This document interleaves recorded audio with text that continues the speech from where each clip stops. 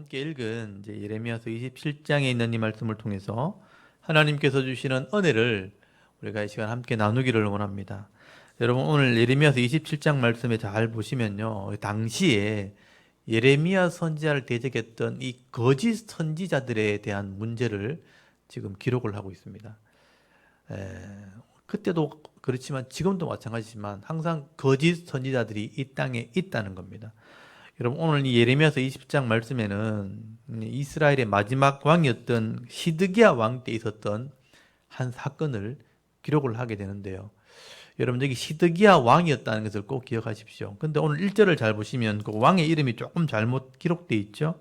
거기 27장 1절 한번 보십시오. 거기 보면 여호야김 돼 있죠. 요시야의 아들 여호야김이라고 기록이 되어 있지만 거기 보면 번호가 1번이라고 하나 달려 있고 성경책 오른쪽 밑에 보면 그 번호가 이제 1번, 2번 달려 있죠. 그래서 1번을 찾아보시면 거기는 뭐라고 기록되어 있냐면 시드기야라고 기록이 되어 있죠. 그게 뭐냐면 이게 잘못되어 있다는 겁니다. 그래서 거기 3절에도 보면 유다왕 시드기야 때라고 되어 있고요. 12절에도 보면 거기 보면 시드기야라는 왕의 이름이 나오는 것을 보게 됩니다.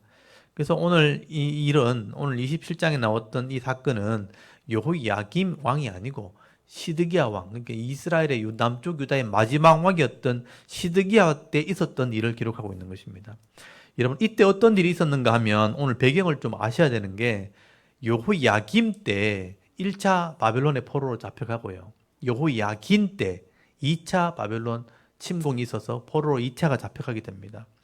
그래서 이제 마지막 왕이었던 이 시드기야 왕은요, 또 3차 내려오게 되면 세 번째 우리가 다 잡히게 될 것이다. 그러니까 주위에 있는 나라들이 다 힘을 합쳐가지고 이 바벨론을 한번 막아보자. 그래서 이 동맹을 맺는 그런 사건을 일으키게 되는 겁니다.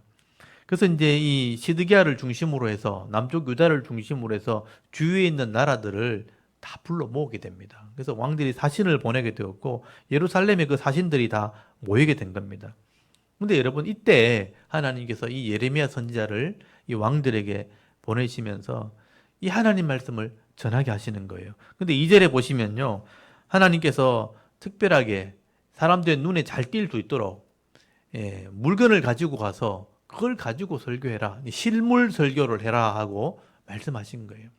여러분, 2절 한번 보십시오. 여호와께서 이와 같이 내게 말씀하시되 너는 줄과 멍에를 만들어 네 목에 걸고 그랬어요. 줄과 멍에가 뭐냐면 옛날에 소로 밭을 갈 때 소 어깨에다가 나무로 만드는 이렇게 무거운 것을 얹어서 이렇게 쟁기를 달아서 끌고 가는 그걸 멍에라 그럽니다. 이 멍에를 만들고 줄을 만들어서 네 목에 매라는 거예요. 그리고 유다의 왕 시드기야를 보러 예루살렘에 온 사신들의 손에도 그것을 주어 에돔 왕, 모압의 왕과 암몬 자손의 왕과 두로의 왕과 시돈의 왕에게 보내며라고 말씀합니다.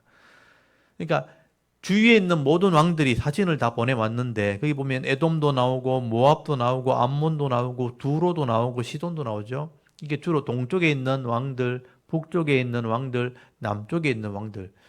그러니까 서쪽에 블레셋은 완전히 대적이니까 오지 않고 동쪽과 남쪽과 북쪽에 있는 왕들이 사신을 다 보내온 거예요.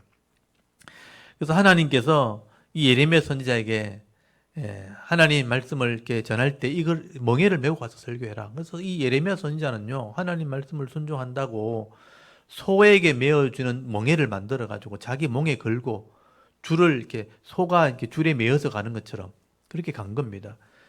목에 걸고 줄을 가지고 또 사신들에게 이걸 또 멍에를 타주면서 너희 왕들에게도 보내라 하면서 그렇게 가서 이 하나님 말씀을 전하게 되는 거죠. 여러분, 이 시드기야 이 왕과 또 이 나라의 사신들이 와가지고 어떻게 할 건지 회의를 하고 의논을 하려고 딱 모였는데 갑자기 하나님의 선지자라고 예레미야 선지자가 나타나가지고 소처럼 멍에를 메고 와가지고 하나님 말씀을 막 전한다고 하니까 사람들이 신기해서 막 쳐다보는 겁니다. 그리고 하나님의 뜻을 전하게 되는 거죠. 이 하나님이 이 모든 나라를 주관하시는 신이시다. 하나님이 이 땅을 주관한다는 것을 너희들이 인정한다면 이제 하나님이 바벨론이라는 나라를 들어서 모든 고난을 그에게 주셨다. 그래서 이 바벨론에게 순종하라는 말씀을 전하게 되는 것입니다. 그래서 하나님께서 이 나라를 다스릴 수 있는 권한을 그 시대에는 바벨론 왕에게, 이 느부갓네살 왕에게 주었다는 겁니다. 그래서 거기 오늘 말씀에 보면 그런 말씀이 나오죠. 거기 6절 한번 보십시오. 27장 6절에 이제 내가 이 모든 땅을 내 종 바벨론의 왕 느부갓네살의 손에 주었고 또 들짐승들을 그에게 주어서 섬기게 하였다. 이런 말씀이 나오죠. 이 땅을 다스리시는 하나님께서 그 시대의 바벨론 왕 느부갓네살 왕에게 이런 통치하는 권한을 하나님 줬다는 것입니다. 그래서 이 바벨론의 느부갓네살 왕을 너희가 섬기는 자가 되어라. 포로되어 잡혀가라. 그러면 이제는 평안한 길이 너에게 주어질 것이다 라고 말씀을 전하게 되는 거예요. 하나님께서는 이 남쪽 유다왕 시드기야는 물론이고 에돔이나 모압이나 암몬이나 두로나 시돈이나 다 함께 연합하는 그 자리에 가가지고 이 하나님 말씀을 외친 겁니다.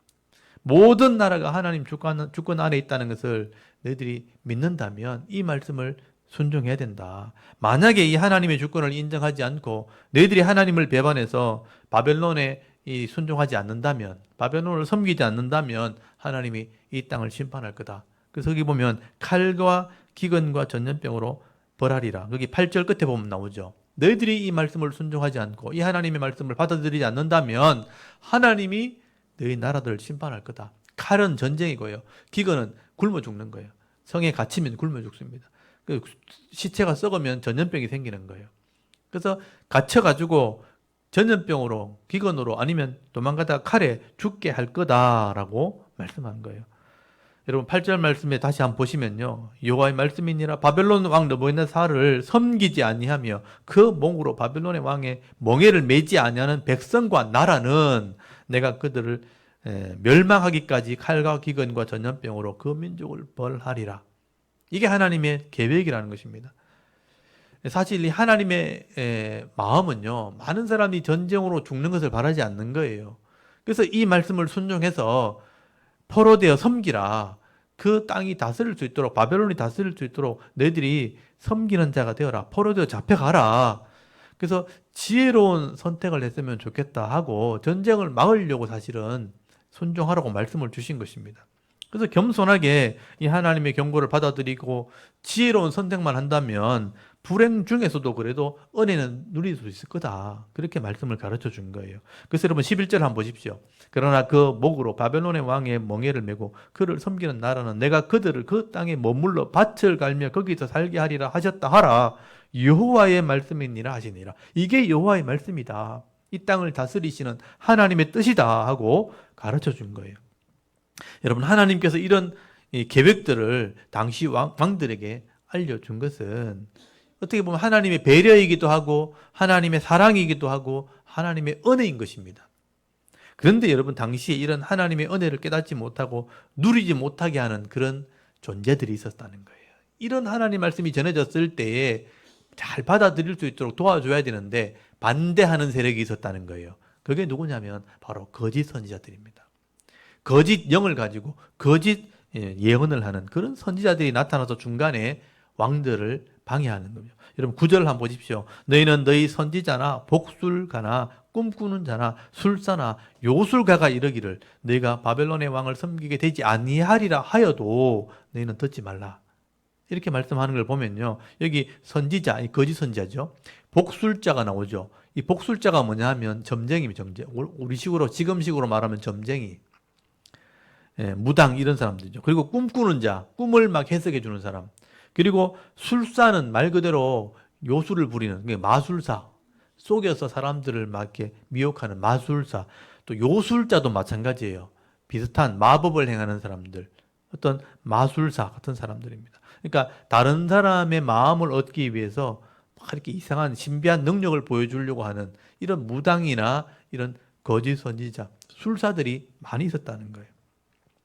그래서 이런 사람들이 하나님은 심판하지 않는다. 또 전쟁이 일어나지 않는다.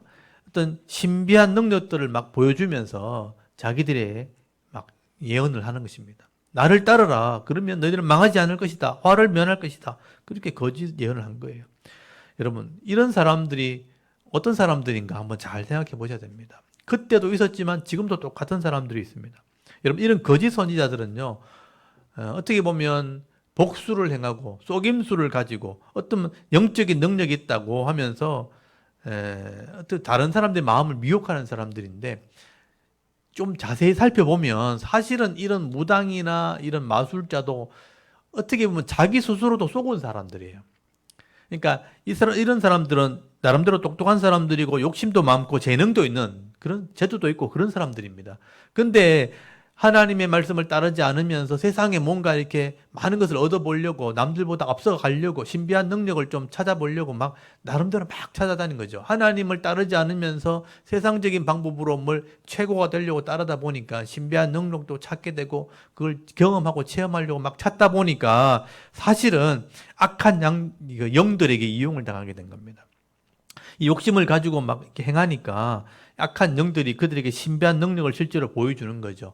신비한 능력도 보여주고 영적인 체험도 하게 하고, 악한 영들이 그렇게 하는 거예요. 그렇게 하니까 환상도 보여주고 기적도 체험하고 하니까 자기가 진짜 뭐가 진짜 능력이 임했는 것처럼, 내가 신비한 사람이 된 것처럼 스스로 착각을 한 거죠.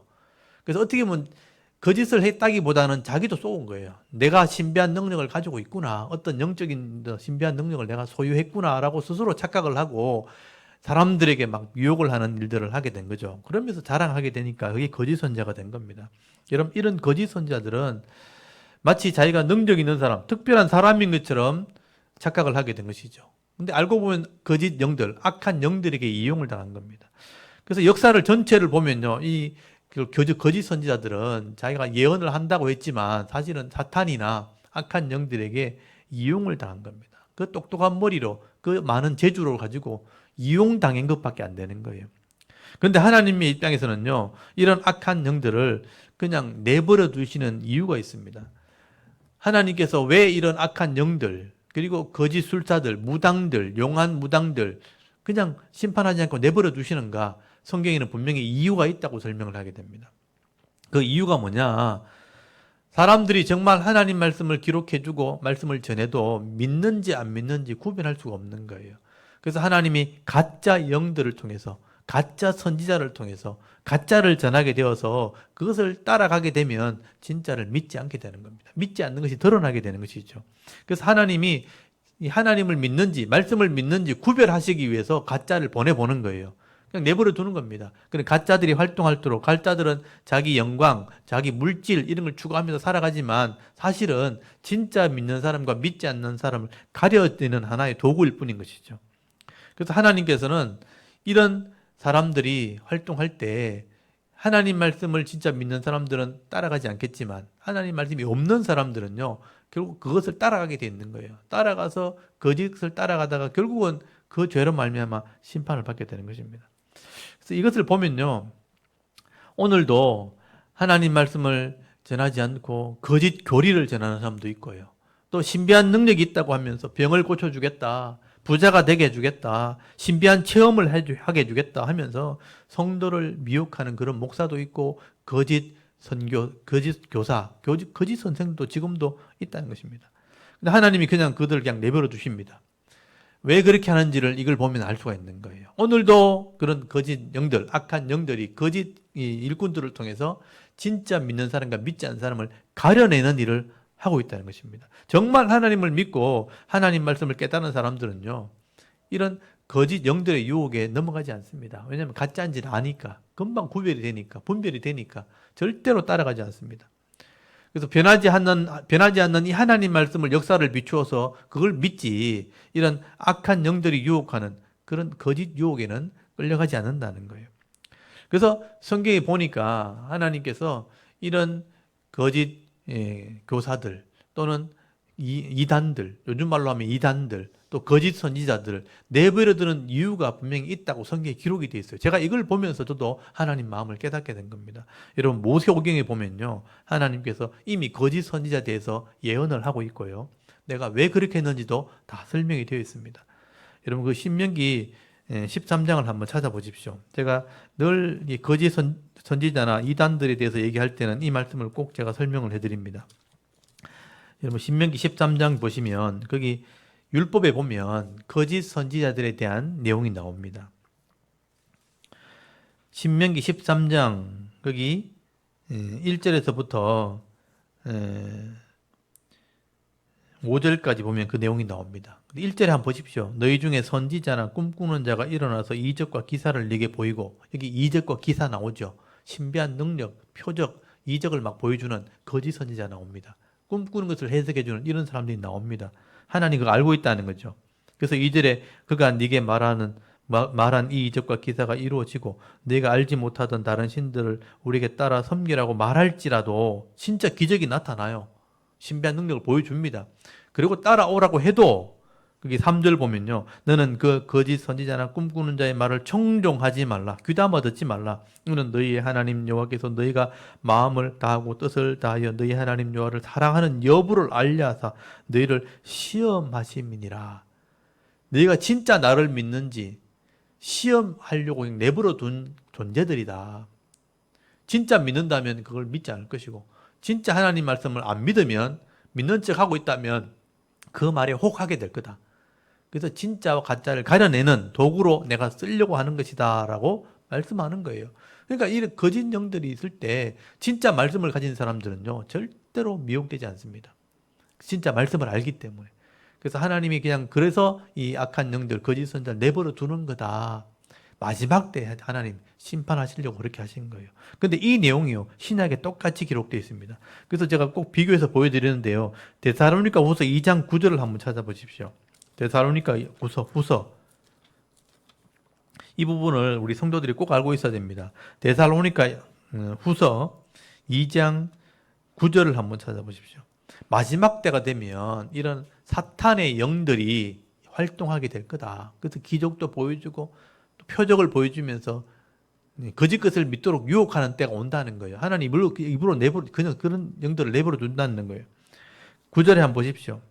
9절에 보면 악한 자의 나타남은 사탄의 활동을 따라 모든 능력과 표적과 거짓 기적이 나오죠. 능력도 나오고 표적도 나오고 거짓 표적이 나오죠. 거짓 기적. 이 기적이 나온다는 게 실제로 10절에 불의의 모든 속임으로 멸망하는 자들에게 있으리니 이는 그들이 진리의 사랑을 받지 않냐여 구원함을 받지 못함이라. 이러므로 하나님 미혹의 역사를 그들에게 보내서 거짓을 믿게 하심은 진리를 믿지 않고 불의를 좋아하는 모든 자로 하여금 심판을 받게 하려 하심이라. 그러니까 진리를 믿지 않는 사람, 진리가 말씀이거든. 말씀을 믿지 않는 사람들은요, 이 말씀이 안 믿어지니까 다른 걸 믿게 되는 거예요. 그게 미혹하는 자들입니다.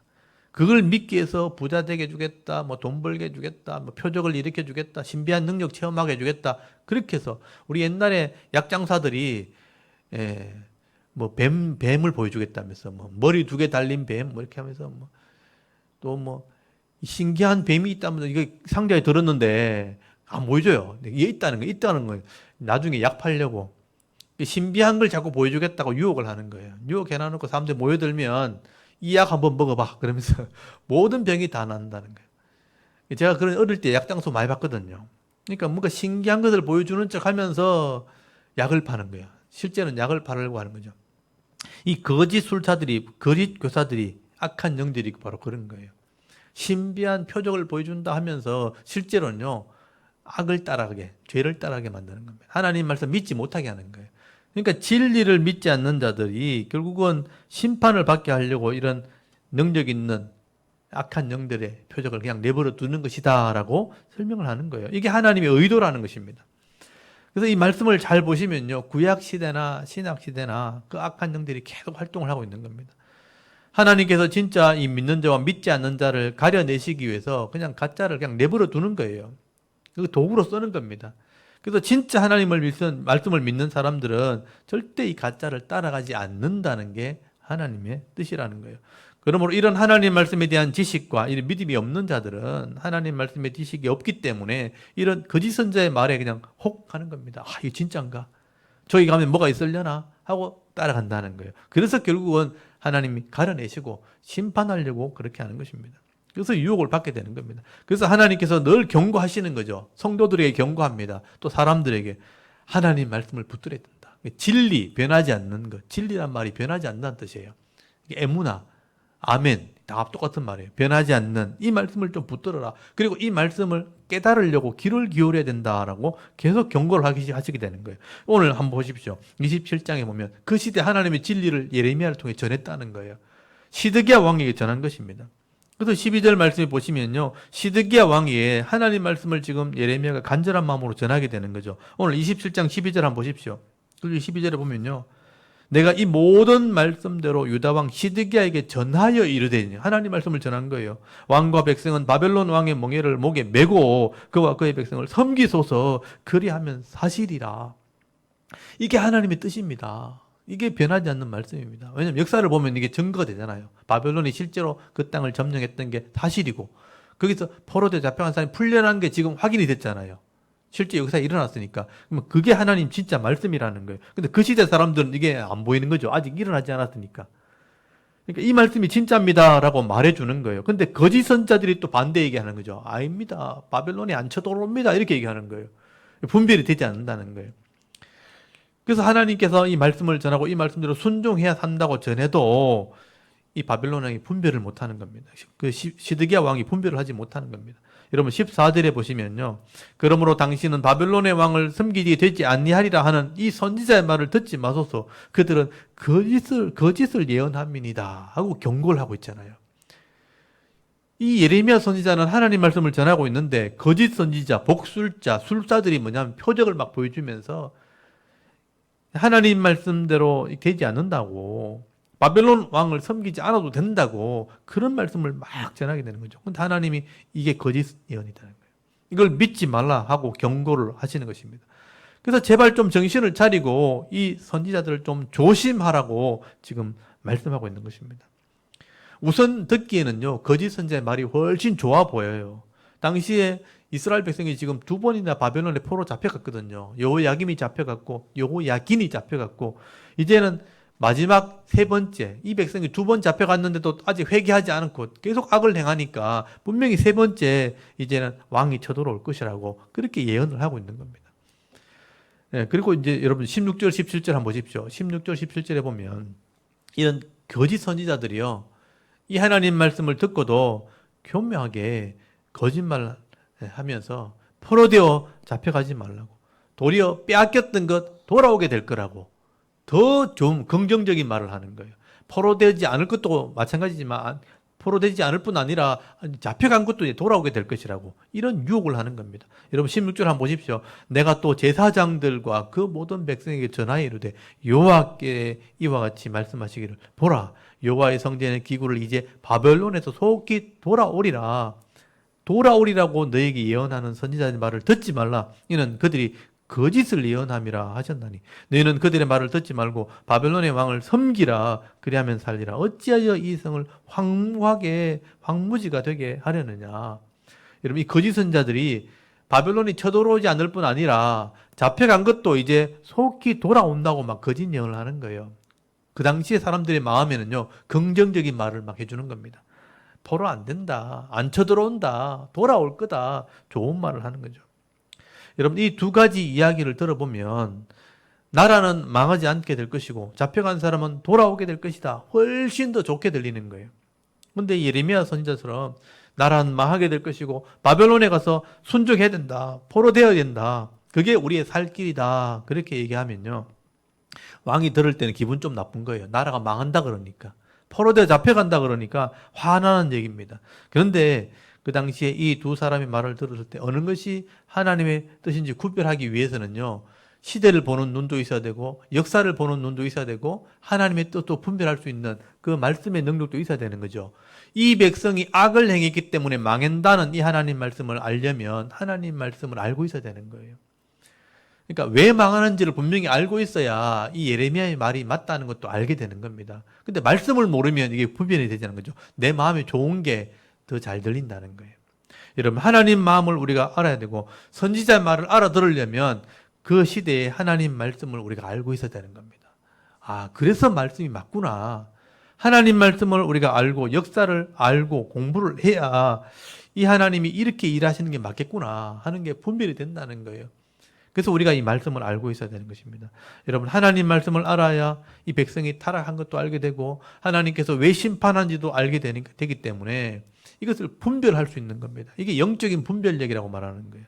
그런데 당시에 이 시드기야 왕이나 그 당시 백성들, 그 당시에 다른 나라의 사신들은요, 이런 하나님 말씀을 알지 못했습니다. 그래서 결국 어리석게도 거짓 선자의 말, 듣기 좋은 말을 따라하게 되는 것입니다. 그래서 끝까지 회개하지 않고 버티고 싸우다가 결국은요, 망한 겁니다. 마지막에 정말 부끄러운 죽음을 당한 사람이 바로 시드기야 왕입니다.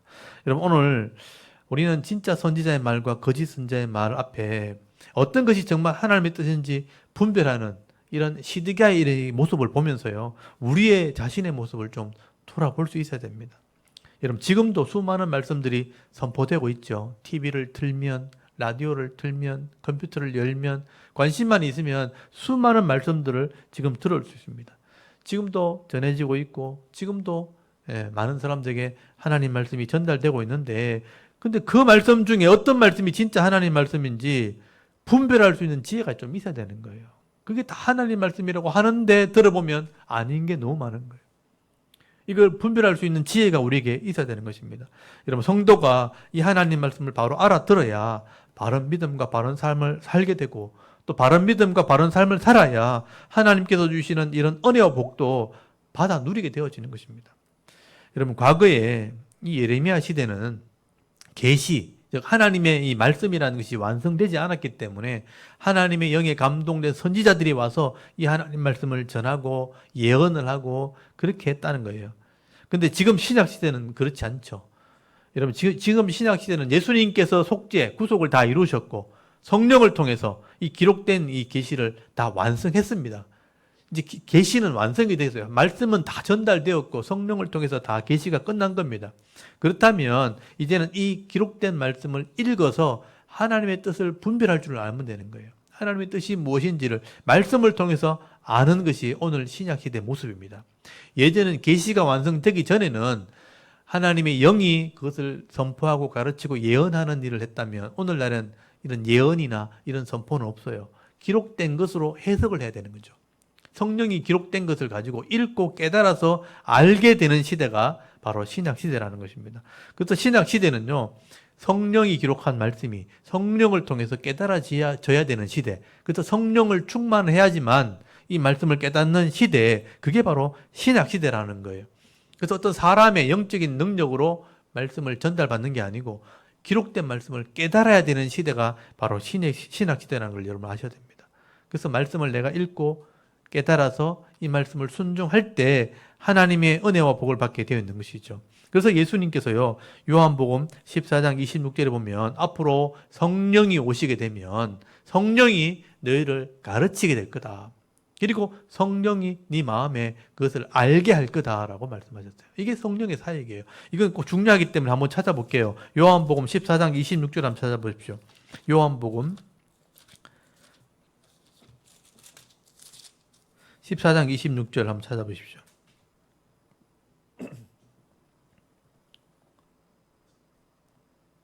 요한복음 14장 26절 한번 읽어볼까요? 시작. 보혜사 곧 아버지께서 내 이름으로 보내실 성령, 그가 너희에게 모든 것을 가르치고 내가 너희에게 말한 모든 것을 생각나게 하리라. 그리고 27절, 평안을 너희에게 끼쳐노니 곧 나의 평안을 너희에게 주노라. 내가 너희에게 주는 것은 세상이 주는 것과 같지 아니하니라. 너희는 마음에 근심하지 말고 두려워하지도 말라. 아멘. 여기 보면 보혜사라는 성령이 오시게 되면 너희에게 모든 것을 가르친다는 표현이 나오죠. 가르친다. 가르치고 또 내가 너희에게 말한 모든 것, 이 하나님 말씀을 생각나게 하리라. 깨닫게 한다. 그렇게 말씀하는 것을 보게 되죠. 그리고 한 군데만 제가 더 볼게요. 16장, 요한복음 16장 7절 한번 보십시오. 7절. 16장 7절에 보면 그러나 내가 너희에게 실상을 말하노니 내가 떠나가는 것이 너희에게 유익이라. 내가 떠나가지 아니하면 보혜사가 너희에게 오지 아니할 것이요 가면 그가 이 보혜사가 너희에게 보내리니 내가 그를 너희에게 보내리니 보혜사를 보내리니 그가 와서 죄에 대하여 의에 대하여 심판에 대해서 세상을 책망하시리라. 죄에 대하여 하면 그들이 나를 믿지 아니하며 의에 대하여 하면 내가 아버지께로 가니 너희가 다시 나를 보지 못하며 심판에 대하여 하면 이 세상 임금이 심판을 받았습니다. 그래서 죄에 대해서 의에 대해서 심판에 대해서 알게 한다는 거예요. 그리고 13절 14절 한번 보여요. 보십시오. 13절, 14절 한번 읽어볼까요? 시작. 그러나 진리의 성령이 오시면 그가 너희를 모든 진리 가운데로 인도하시리니 그가 스스로 말하지 않고 오직 들은 것을 말하며 장래 일을 너에게 알리시리라. 그가 내 영광을 나타내리니 내 것을 가지고 너희에게 알리시겠음이라. 여기 잘 보시면 성령이 자기 것을 막 말하는 게 아니고 스스로 말하는 게 아니고 거기 보면 너희에게 말했던 말씀을 가지고 너희에게 진리 가운데로 인도하고 또 내 것을 가지고 너희에게 알게 한다. 그러니까 알게 하는 사역이 바로 성령의 사역이에요. 그래서 오늘 신약 시대는요, 기록되어진 성경을 통해서 알게 되어서 믿게 되는 겁니다. 믿게 되어지고 깨달아 순종하는 시대가 바로 성령 시대죠. 그래서 신비한 능력이 필요 없는 거예요. 또 영적인 해석이 필요 없는 거죠. 말씀에 기록된 것을 알게 되는 것이기 때문에. 그래서 여러분, 이 보혜사, 하나님 보내신 성령이 오셔가지고 성도들의 마음에 이 하나님 말씀을 가르치고 생각나게 하는 것. 이 예배를 통해서 말씀이 전달되어지고 해석되어지면 다 알아지는 겁니다. 다 아니까 서로 깨달아 순종하게 되어지고 서로 교제하게 되고 나누게 되는 것입니다. 그래서 이런 성령을 통해 깨달아 순종하는 시대가 바로 오늘 우리가 살아가는 이 신약 시대라는 것을 여러분 꼭 기억하셔야 돼요. 그래서 오늘 이런 지금 이 시대는요, 어떤 능력 있는 사람을 따라가서 신비한 일을 경험하는 그런 일이 필요 없는 것입니다. 그래서 신비한 체험, 신비한 능력, 은사, 능력 이런 게 사실은 필요 없는 거예요. 그런 것을 따라가서는 안 되는 것이죠. 그러면 아까처럼 거짓 선지자에게 미혹이 되는 것입니다. 여러분, 하나님의 말씀을 따라가고 이 말씀을 잘 해석하고 가르치는 사람과 함께 은혜를 나누고 또 바른 길을 가려고 애를 쓸 때 하나님께서 성령을 통해 우리를 하나하나 인도해 가시는 거예요. 알게 하시기 때문에 인도해 가는 겁니다. 그런데 여러분, 이것은 이미 에스겔서에 보면 다 예언이 되어 있어요.